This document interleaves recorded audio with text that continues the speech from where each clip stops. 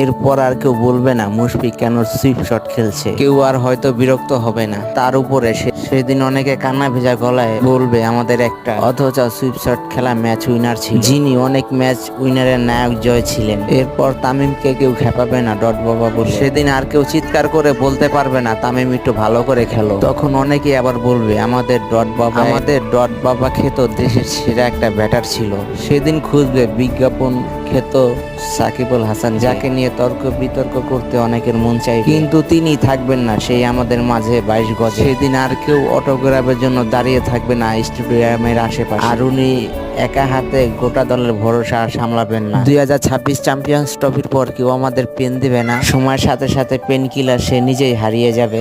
শত চেষ্টা করেও সেদিনের পর থেকে আর বলতে পারবো না অনেক হয়েছে বুড়ো রিয়াদ এবার চলে যান, কারণ বলার আগেই সেদিন লাল সবুজের জার্সি ছেড়ে আমাদের ছেড়ে চলে যাবেন অবসরে।